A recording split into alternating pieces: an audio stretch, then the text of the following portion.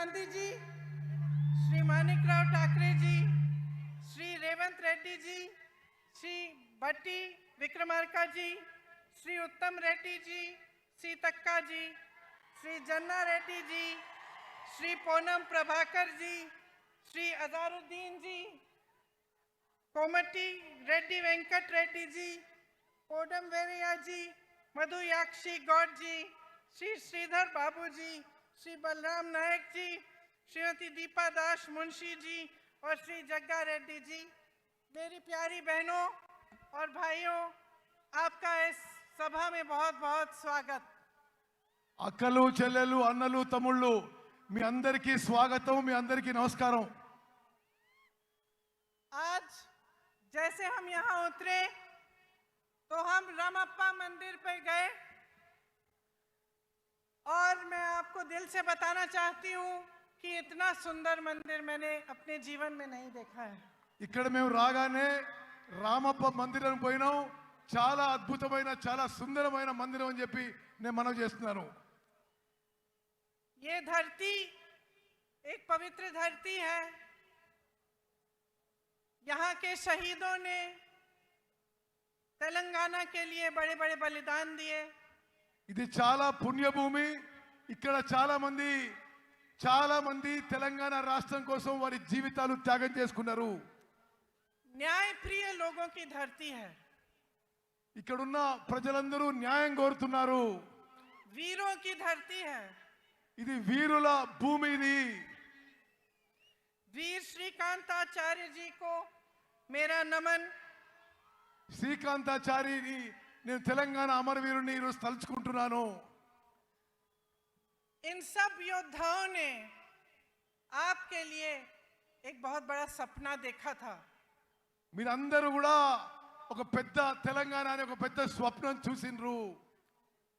ये सपना विकास का सपना था, रोजगार का सपना था और सामाजिक न्याय का सपना था। ఈ స్వప్నం ఈ కళ ప్రగతి గురించి, ఉద్యోగాల గురించి, సామాజిక న్యాయం గురించి మీ స్వప్నం ఉండింది। आपने इस सपने पे भरोसा किया।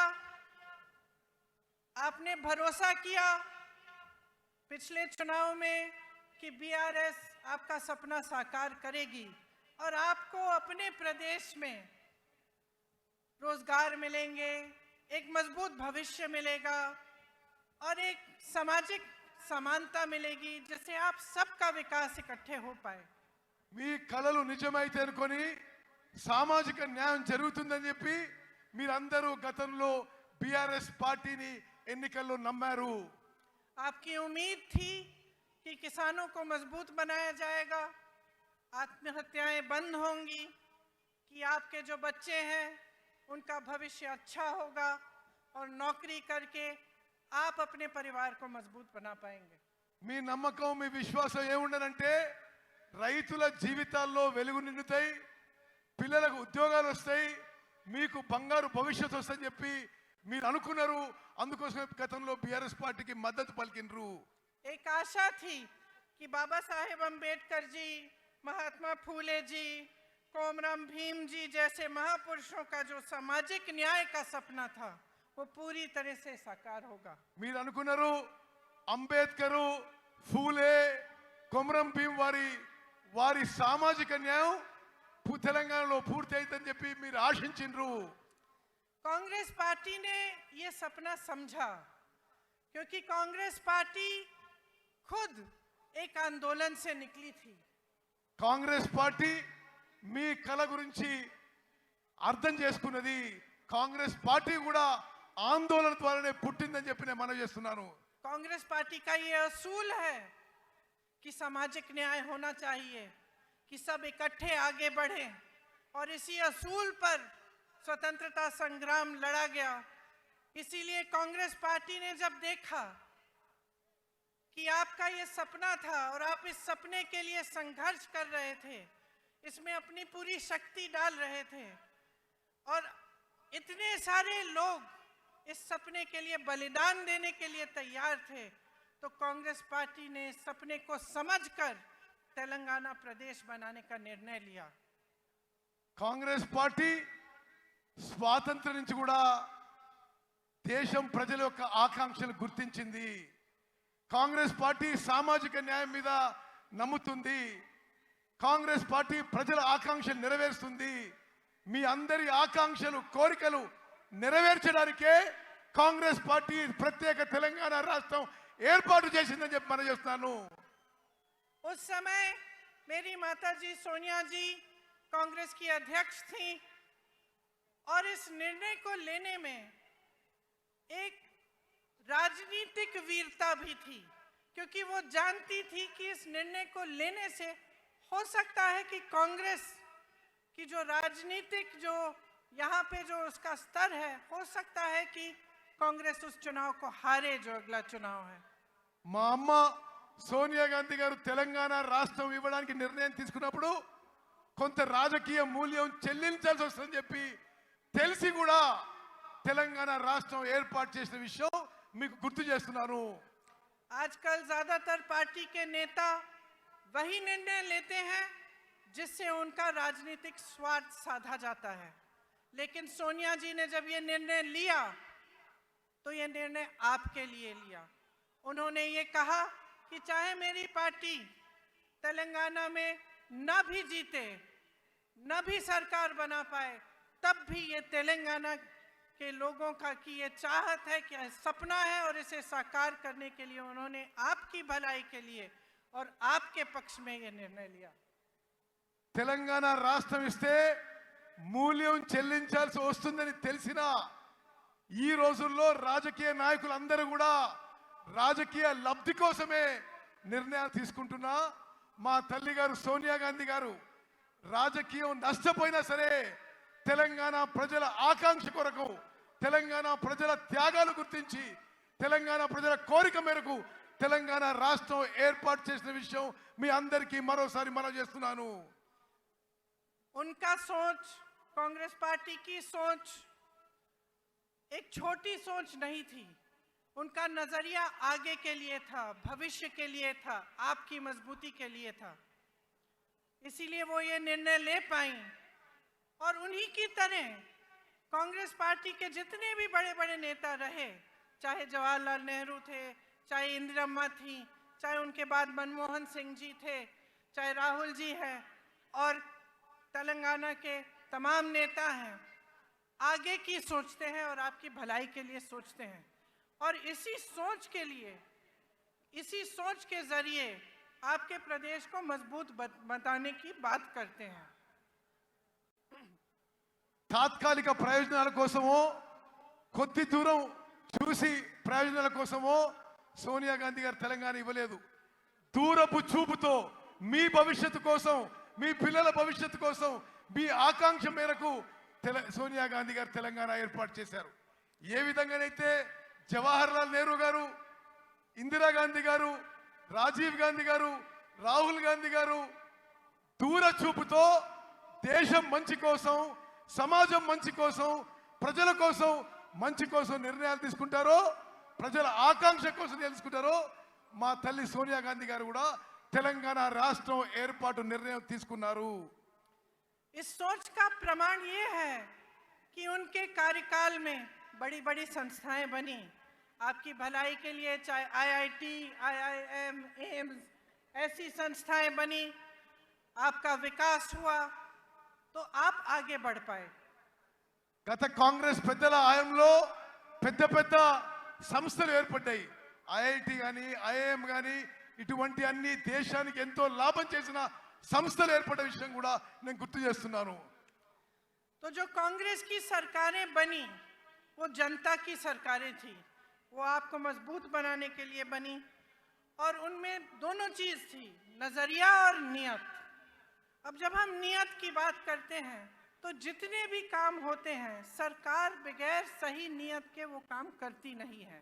अगर सरकार की नियत ये हो कि आपको लूटना है और सिर्फ सत्ता में रहकर भ्रष्टाचार करना है, तो वो भलाई के काम नहीं कर पाती. కాంగ్రెస్ ప్రభుత్వాలు నీతి నిజాయితీతో కట్టుబడి ఉంటాయని చెప్పి నేను మనవి చేస్తున్నాను. ఇప్పుడు మీరు చూస్తున్న ప్రభుత్వాలు అవినీతితో, మోసపూరిత విధానం అవలంబిస్తున్న విషయం కూడా మీరు గమనించాలని చెప్పి మనం చేస్తున్నాను. तो आज हम सब इस मंच पे खड़े हैं और आपके सामने खड़े होकर हमने ये बात कही है कि तेलंगाना के लिए कांग्रेस पार्टी ने एक रोड मैप, एक विजन बनाया है. ఈ రోజు మీ అందరికీ మనం చేస్తున్న కాంగ్రెస్ పార్టీ తెలంగాణ రాష్ట్రానికి ఒక రోడ్ మ్యాప్, ఒక విజన్ తయారు చేసి ఈ రోజు మీ ముందుకు వస్తున్నానని చెప్పి నేను మనం చేస్తున్నాను. आपके लिए गारंटी लाए हैं. गारंटी क्या है?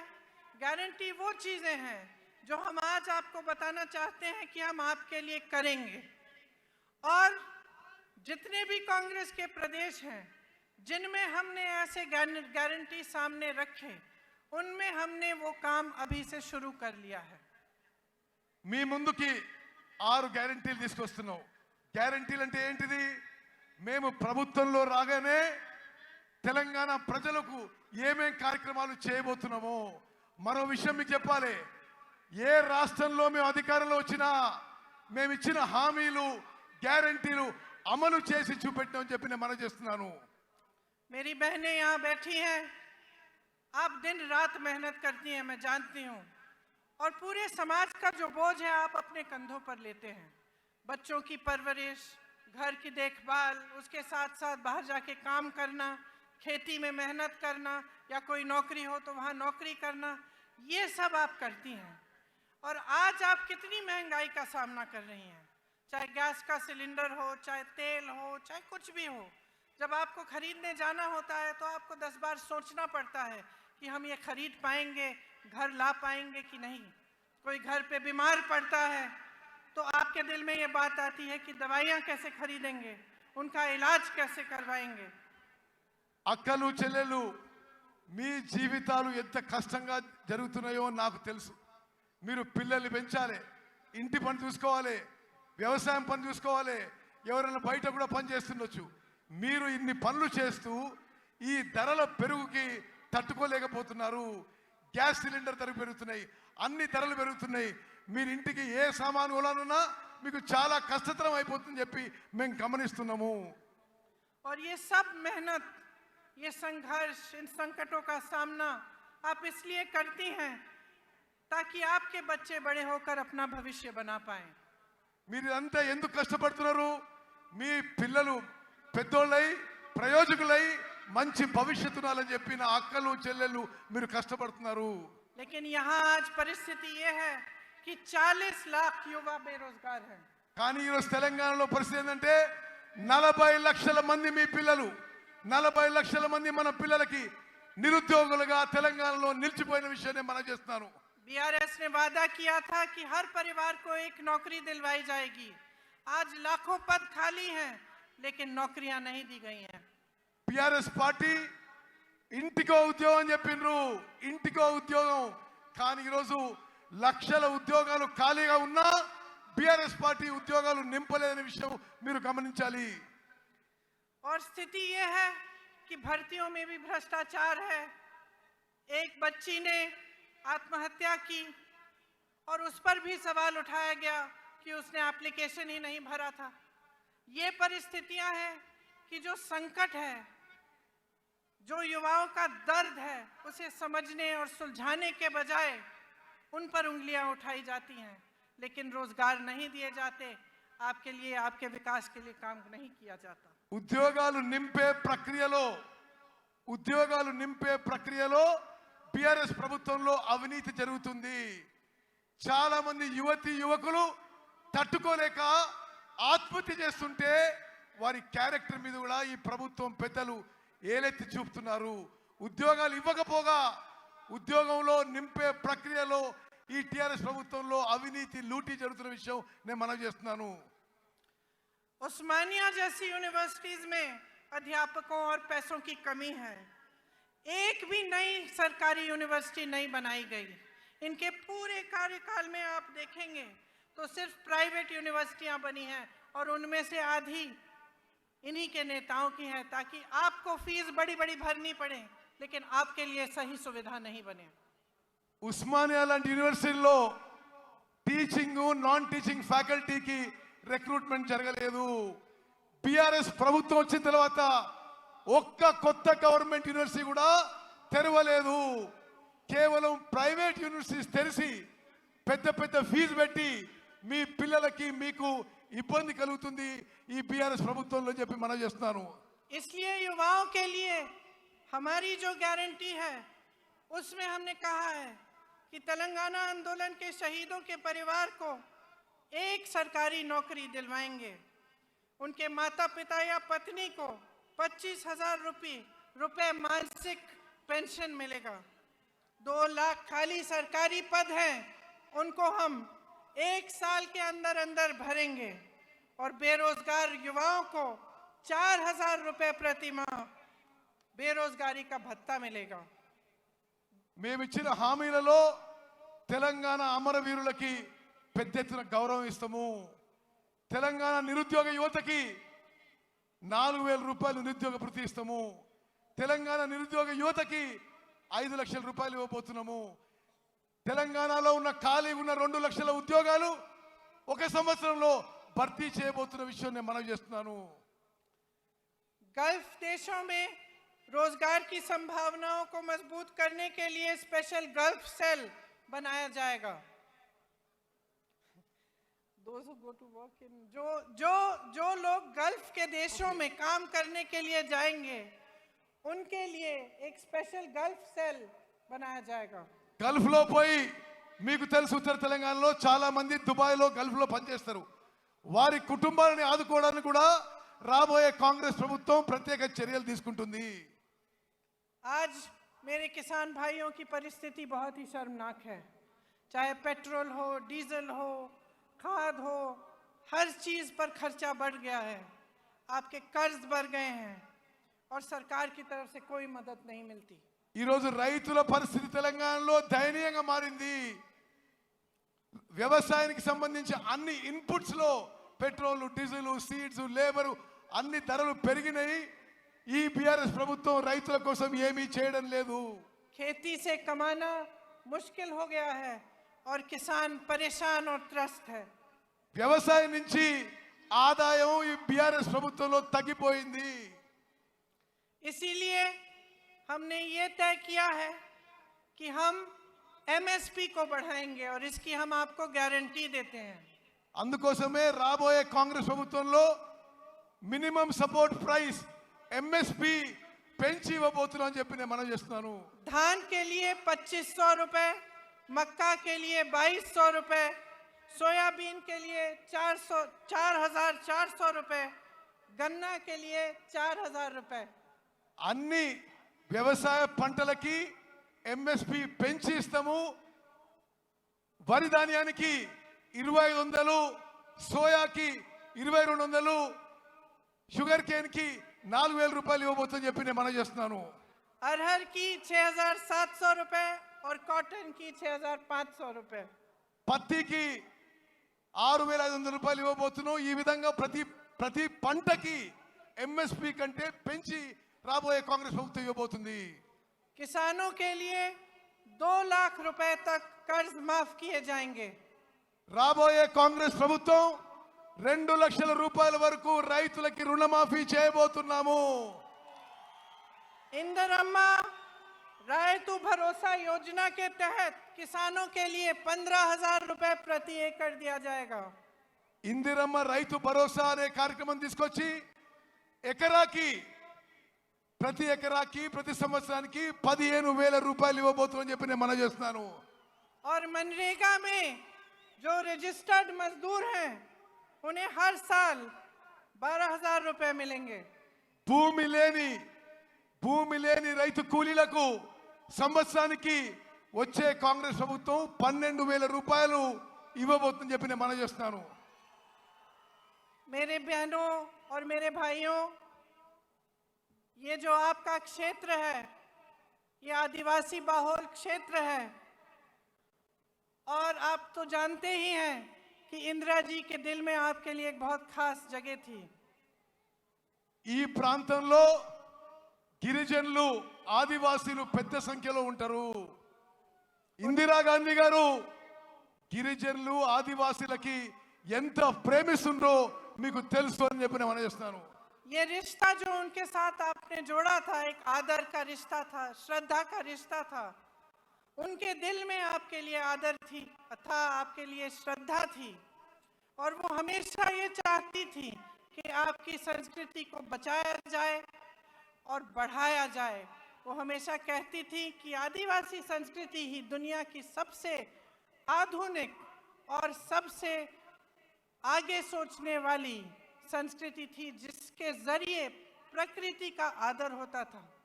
గిరిజనులు ఆదివాసులు మీరు ఇందిరాగాంధీ గారిని ఎంతో ప్రేమించి అభిమానించేవాళ్ళు. ఇందిరాగాంధీ గారు కూడా మిమ్మల్ని ఎంతో ప్రేమించి అభిమానించేవాళ్ళు. ఎప్పుడు కూడా మీ సంస్కృతిని, మీ కల్చర్ని మరి ప్రిజర్వ్ చేయాలని చెప్పి ఇందిరాగాంధీ గారు భావించారు. ఎప్పుడు కూడా ఇందిరాగాంధీ గారు మీరంటే ఆదివాసీలు, లంబాడీలు, గిరిజనులు అంటే ఎంతో గౌరవ మర్యాద ఉండేది. ఆదివాసీలు, గిరిజనులు వారి గురించి మీకు ఎంతో ముందు చూపు ఉందని చెప్పి ఇందిరాగాంధీ గారు భావించేవారు. लेकिन अफसोस की बात है कि आज आपके अधिकार छीने जा रहे हैं। ఈ రోజు ఆదివాసీల, గిరిజనుల హక్కులు ఈ బీఆర్ఎస్ ప్రభుత్వ పెద్దలు లాక్కుంటున్నారని చెప్పి నేను మనవి చేస్తున్నాను. जबरन आपको जमीन से बेदखल किया जा रहा है। మీ భూముల నుంచి మిమ్మల్ని ఎలగొడుతున్నారు. आपके लिए जो डेवलपमेंट फंड है उसका आप शायद जानते नहीं होंगे, लेकिन 40% से ज्यादा अलग अलग कामों में जाता है, लेकिन आपके लिए नहीं डाला जाता। మీకు రావాల్సిన డెవలప్మెంట్ ఫండ్, అభివృద్ధి నిధుల్లో 40% ఇతర విషయాలకి ఉపయోగిస్తుందని చెప్పి నేను మనవి చేస్తున్నాను. हमने तय किया है कि एससी के लिए 18% आरक्षण दिया जाएगा और एसटी के लिए 12%।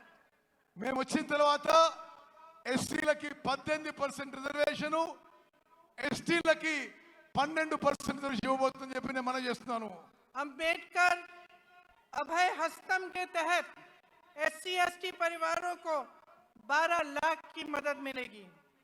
అంబేద్కర్ అభయ హస్తం అనే కార్యక్రమం మేరకు ఎస్సీ ఎస్టీ కుటుంబాలకి 12 లక్షల రూపాయలు ప్రతి కుటుంబానికి ఇవ్వబడుతుందని చెప్పి నేను మనవి చేస్తున్నాను. इंदिरम्मा पक्का हाउस स्कीम के तहत बेघर एससी एसटी परिवारों को घर बनाने के लिए जमीन और 6 लाख रुपए मिलेंगे। ఇందిరమ్మ ఇల్లు పథకం కింద ఎస్సీ ఎస్టీలకు ఇంటి స్థలం ఇస్తూ ప్రతి ఇంటి కింద 6 లక్షల రూపాయలు మీకు ఇవ్వబోతున్నారు. और आदिवासी ग्राम पंचायतों के लिए 25 लाख रुपए दिए जाएंगे। ప్రతి గిరిజన గ్రామ పంచాయతీ, ఆదివాసీ గ్రామ పంచాయతీలకి 25 లక్షల రూపాయలు ప్రత్యేకంగా ఇవ్వబోతున్నాము. जब कांग्रेस पार्टी वन अधिकार का एक्ट लाई थी, तब 8 लाख से अधिक एकड़ जमीन पर पट्टे दिए गए थे। ఈ ఫారెస్ట్ రైట్స్ యాక్ట్ కాంగ్రెస్ ప్రభుత్వం తీసుకొచ్చినప్పుడు 8 లక్షల ఎకరాలు ఫారెస్ట్ రైట్స్ యాక్ట్ కింద తెలంగాణలో కాంగ్రెస్ ప్రభుత్వం మీకు 8 లక్షల ఎకరాలు ఇవ్వడం జరిగింది. आपको याद होगा कि पोडू लैंड्स के पट्टे आपको मिले थे। పోడు ల్యాండ్స్, పోడు భూముల పట్టాలు గత కాంగ్రెస్ ప్రభుత్వం మీకు ఇచ్చింది. लेकिन बीआरएस सरकार ने ये सब बंद कर दिया। బీఆర్ఎస్ ప్రభుత్వం ఈ కార్యక్రమాన్ని పూర్తిగా నిర్వీర్యం చేసింది, ఆపేసింది. मैंने महिलाओं की बात की। मेरी बहनों, आपके लिए महालक्ष्मी योजना के तहत 2500 रुपए हर महीने दिए जाएंगे। మహాలక్ష్మి పథకం కింద నా అక్కలు, చెల్లెళ్ళు మీ అందరికీ నెలకి 2500 రూపాయలు ఇవ్వబోతున్నాము. गैस सिलेंडर 500 रुपए का मिलेगा, और जो लड़कियां शिक्षा प्राप्त कर रही हैं और 18 साल की उम्र से ऊपर की हैं, उन्हें एक इलेक्ट्रिक स्कूटर दिया जाएगा। గ్యాస్ సిలిండరు, అందరికీ గ్యాస్ సిలిండరు 500 రూపాయలకే గ్యాస్ సిలిండర్ ఇవ్వబడుతుంది. అదేవిధంగా 18 ఏళ్ళు దాటిన నా చెల్లెలకి, చదువుకున్న వాళ్ళకి ఎలక్ట్రిక్ స్కూటీ ఇవ్వబోతున్నాము. देखिए, आपको चुनना है। एक तरफ बीआरएस की सरकार है। शुरू में उन्होंने तेलंगाना की बात की थी, लेकिन आज भाजपा के साथ पूरी तरह से मिल चुके हैं। आज सरकार वो नहीं चला रहे हैं, मोदी जी रिमोट कंट्रोल से चला रहे हैं। టిఆర్ఎస్ వాళ్ళు ముందు తెలంగాణ గురించి ఆలోచన చేసినారు, కానీ ఇప్పుడు పూర్తి స్థాయిలో బీజేపీతో మిలాఖాత్ అయిపోయినరు. BRS BJP కలిసిపోయినాయి. ప్రభుత్వం రిమోట్ కంట్రోల్ తో నరేంద్ర మోదీ నడిపిస్తున్నాడు. Land mafia, sand mafia, mind mafia, wine mafia सबके साथ मिले हुए हैं। जिस तरफ आप देखो आपको भ्रष्टाचार ही भ्रष्टाचार दिख रहा है। जहां लूट सकते थे वहां से लूट रहे हैं। Sand mafia, land mafia, wines mafia, mines mafia అన్ని కలిసిపోయినాయి బీఆర్ఎస్ ప్రభుత్వంలో. ఎక్కడెక్కడి నుంచి లూటీ చేయాలో మిమ్మల్ని లూటీ చేస్తున్నారు బీఆర్ఎస్ పార్టీ వాళ్ళు. और सरकार का ध्यान महंगाई को मिटाने पर नहीं है, रोजगार बनाने को पर नहीं है, आपको मजबूत करने पर नहीं है। सरकार का ध्यान सिर्फ इन माफियाओं को बचाने में लगा हुआ है। ఈ ప్రభుత్వం యొక్క దృష్టి మీ పిల్లల ఉద్యోగాలు ఇవ్వడంలో కానీ మీ జీవితాలు మెరుగుపరచడంలో లేవు. ఈ మాఫియాలను రక్షించడానికే ఈ బీఆర్ఎస్ ప్రభుత్వం ఉందని చెప్పి నేను మనవి చేస్తున్నాను. रंगारेड्डी जिले में हजारों करोड़ों के जमीन पर घोटाला किया। भूदान की जमीन रिकॉर्ड से ही गायब कर दी। రంగారెడ్డి జిల్లాలో వేల కోట్ల భూములు బీఆర్ఎస్ ప్రభుత్వంలో పెద్దలు లాక్కున్నారు. భూదాన్ మూమెంట్ లోని భూములు రికార్డ్ నుంచే తీసేసిండ్రు ఈ ప్రభుత్వం. कांग्रेस के जमाने में इन जमीनों को बेचना खरीदना मना था। కాంగ్రెస్ అధికారంలో ఉన్నప్పుడు ఈ భూదాన్ భూములని అమ్మడం గాని కొనడం గాని నిషేధం ఉండింది. आज इन्होंने ये जमीनें भी लैंड माफिया और अपने करीबों को बेच दिया है। వీళ్ళు ఇప్పుడు వచ్చిన వాళ్ళు బీఆర్ఎస్ వాళ్ళు ఈ భూములను కూడా ల్యాండ్ మాఫియాకి వాళ్ళ దగ్గర వాళ్ళకి ఇచ్చేసిండ్రు. आपको ये शब्द याद होंगे, बंगारू तेलंगाना याद है? ये शब्द, ये वादा आपको बीआरएस ने किया था कि तेलंगाना को स्वर्णिम जगह बनाएंगे। బీఆర్ఎస్ వాళ్ళు బంగారు తెలంగాణ చేస్తామని మీకు హామీ ఇచ్చి అష్యూరెన్స్ ఇచ్చి మోసం చేసిన విషయం గుర్తు చేస్తున్నా. लेकिन इन्होंने अपने लिए बड़े बड़े आलीशान महल बना दिए और आपके जो सपनों का महल था वो चूर चूर कर दिया। వీళ్ళు 100 కోట్ల లూటీలు చేసుకున్నారు, పెద్ద పెద్ద బంగ్లాలు కట్టినరు. మీ స్వప్నం గాని మీ కల గాని ధ్వంసం చేసింది బీఆర్ఎస్ పార్టీ, బీఆర్ఎస్ ప్రభుత్వం. आपका सपना था कि सामाजिक न्याय होगा। మీ స్వప్నం మీ కల సామాజిక న్యాయం కావాలని ఉండే. सामाजिक न्याय कौन सा? इनके 18 मंत्रियों में से 3 तो सीएम के ही परिवार के हैं और इनके पास 13 मंत्रालय हैं। ఇప్పుడు సామాజిక న్యాయం బీఆర్ఎస్ లో జరుగుతలేదు. 17 మంది మంత్రుల్లో 3 వీరు కుటుంబ సభ్యులే మంత్రులు. 18 మంత్రిత్వ శాఖలు వీళ్ళ కుటుంబం దగ్గరనే ఉన్నాయి. और बीसी की संख्या 50% से ऊपर है, लेकिन मंत्रालय में सिर्फ 3 मंत्री हैं। బీసీలు జనాభాలో 50% కంటే ఎక్కువ ఉన్నారు, కానీ వీళ్ళ మంత్రిత్వ శాఖలో ముగ్గురు మంత్రులు ఉన్నారు. 34% आरक्षण से घटाकर 23% कर दिया है। 27% నుంచి బీసీల రిజర్వేషన్ 23% కి తగ్గించిండ్రు. राहुल जी यहाँ बैठे हैं, सब जगह जाते हैं तो जातिगत जनगणना की बात करते हैं। बिहार में ये जनगणना की गई, पता चला कि ओबीसी, आदिवासी, शेड्यूल कास्ट के 84% लोग हैं। और आप सोचिए और अपने आप से पूछिए कि 84% लोग हैं बिहार प्रदेश में, लेकिन उनका प्रतिनिधित्व नहीं है। బీహార్లో ఏ విధంగా అయితే బీసీలో కాస్ట్ సెన్సస్ జరిగిందో దేశవ్యాప్తంగా క్యాస్ట్ సెన్సస్ జరగాలని చెప్పి రాహుల్ గాంధీ గారు దేశమంతటా పర్యటన చేస్తున్నారు. ఎస్సీ ఎస్టీ బీసీల సంఖ్య ఎక్కువ ఉన్నా తగిన స్థాయిలో వారికి న్యాయం జరగడం లేదని చెప్పి మేము మనవి చేస్తున్నాము. सच्चाई ये है कि हमारे पूरे देश की यही असलियत है. हम कहते हैं कि जातिगत जनगणना करिए और ये चुप हो जाते हैं. ये गिनती भी नहीं करना चाहते. ये गिनती भी नहीं करना चाहते कि कितने बीसी है, कितने एससी है, कितने एसटी हैं. इनको अपना हक देना छोड़िए, गिनती से डर रहे हैं. వీళ్ళు ఇప్పుడు ప్రభుత్వంలో ఉన్న వాళ్ళు కాంగ్రెస్ పార్టీ కోరుతుంది క్యాస్ట్ వైడ్ సెన్సస్ చేయాలని. నరేంద్ర మోదీ ప్రభుత్వం దీనికి నోరు మూసుకొని కూర్చుంది. వాళ్ళ హక్కులు ఇవ్వడం దూరంగా పెట్టండి, కనీసం క్యాస్ట్ వైడ్ సెన్సస్ చేయడానికి కూడా మోదీ ప్రభుత్వం ముందుకు రావడం లేదు. तो ये सामाजिक न्याय देंगे कैसे? లెక్కలే చేయనప్పుడు, కులపరంగా సెన్సస్ అయినప్పుడు వీళ్ళు న్యాయం ఎట్లా చేస్తారు, సామాజిక న్యాయం ఎట్లా చేస్తారు? इनकी बातें खोखली हैं. चुनाव के समय बड़ी बड़ी बातें करते हैं, उसके बाद भूल जाते हैं. लूट में, भ्रष्टाचार में, इन्हीं चीजों में व्यस्त रहते हैं. వీళ్ళ మాటల్లో అర్థం లేదు, మోసపూరిత మాటలు.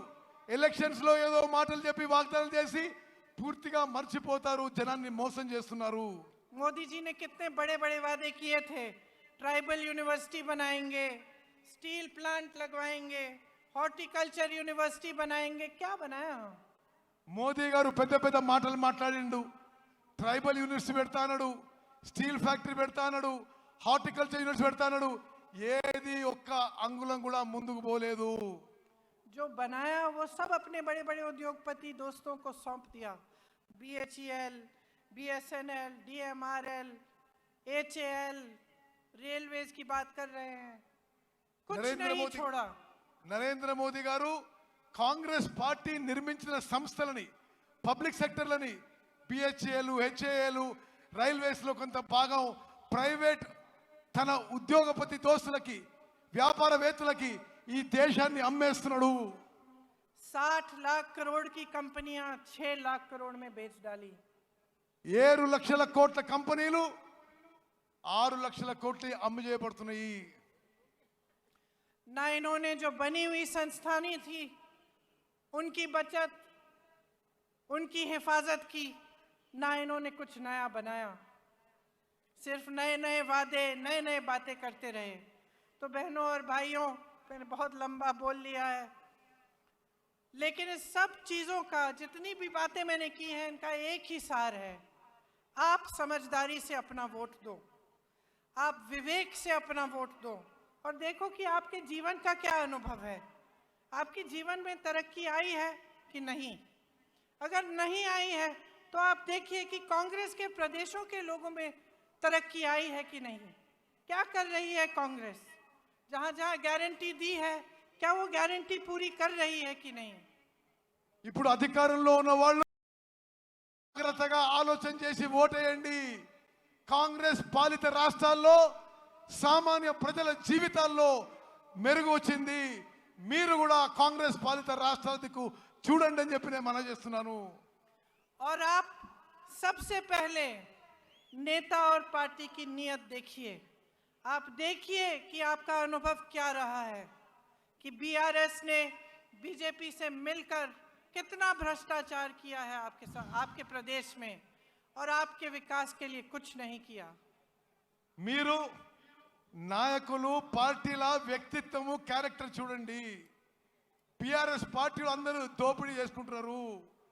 పిఆర్ఎస్ బీజేపీ కలిసి ఈ రాష్ట్రాన్ని లూటీ చేసుకుంటారని చెప్పి నేను మనవి చేస్తున్నాను. तो जैसे मैंने कहा, इन सब बातों का सार यही है कि ये वोट जो इस चुनाव में आप डालने जा रहे हैं, ये आपके पक्ष में जाना चाहिए. ये वोट, मेरी बहनें आप यहाँ बैठी हैं, आपके बच्चों के भविष्य को बनाने के लिए जाना चाहिए. मेरे भाई आप सब यहाँ हैं, आपको रोजगार मिलना चाहिए, आप विकसित हो, आप फूले फले और आपका भविष्य अच्छा हो, इसलिए आपका वोट जाना चाहिए. అక్కలు చెల్లెళ్ళు, మీ పిల్లల భవిష్యత్తు, మీ పిల్లల ఉద్యోగాల కోసం ఈసారి మీరు ఓటేయండి. అన్నలు తమ్ముళ్ళు, మీ భవిష్యత్తు కోసం మీ ఉద్యోగాల కోసం మెరుగైన జీవితం కోసం ఓటేయాలని చెప్పి నేను మనవి చేస్తున్నాను. तो सोच समझ के अपना वोट डालिए। आप जानते हैं कि यहाँ के उम्मीदवार सीतक्का जी और सत्यनारायण बोपापल्ली जी हैं। इनको भारी से भारी बहुमत से जिताइए और सत्यनारायण। अपने भविष्य को मजबूत बनाइए। जय हिंद।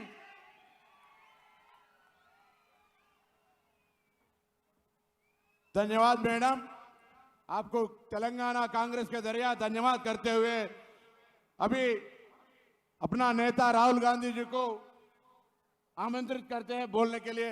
గట్టిగా రాహుల్ గాంధీ గారి చప్పట్లతో స్వాగతం చెప్పాల్సిందిగా కోరుతా ఉన్నాం. వారు ప్రసంగిస్తారు. గట్టిగా